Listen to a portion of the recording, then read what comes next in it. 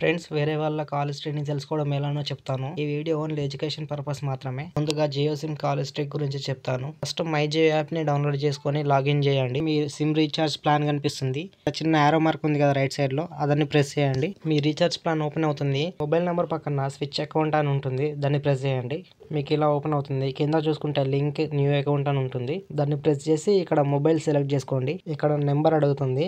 మీకు ఎవరిది call history అయితే కావాలో వాళ్ళ జియో నెంబర్ని ఇక్కడ టైప్ చేయండి. వాళ్ళకి ఓటీపీ వెళ్తుంది. ఆ ఓటీపీని చూసి మీరు ఇందులో టైప్ చేయాలి.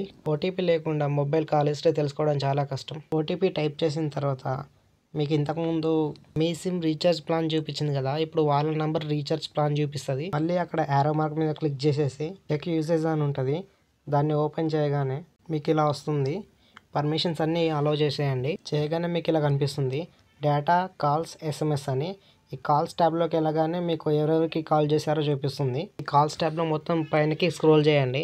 కింద do you want to view detail usage statement అని ఉంటుంది.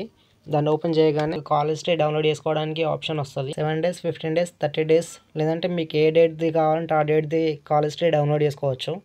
మీకు కావాల్సిన డేట్ని సెలెక్ట్ చేసుకొని డౌన్లోడ్ స్టేట్మెంట్ అనే ఆప్షన్ని సెలెక్ట్ చేసుకోండి. సెలెక్ట్ చేసుకొని కింద డౌన్లోడ్ స్టేట్మెంట్ అని ప్రెస్ చేయగానే కాల్ హిస్టరీ డౌన్లోడ్ అయిపోతుంది. మీకు పీడిఎఫ్లో దేంట్లో ఓపెన్ చేసుకోవాలో ఆప్షన్ అడుగుతుంది, దాంట్లో ఓపెన్ చేసుకొని చూసుకోవచ్చు మీరు. ఇది ఓన్లీ ఎడ్యుకేషన్ పర్పస్ మాత్రమే యూజ్ చేయండి. మీరు Airtel, idea SIM call history తెలుసుకోవాలనుకుంటే కింద కమెంట్లో చెప్పండి, ఇంకో వీడియో చేస్తాను. ఈ వీడియోని లైక్ చేసి సబ్స్క్రైబ్ చేసుకోవడం మర్చిపోకండి ఫ్రెండ్స్.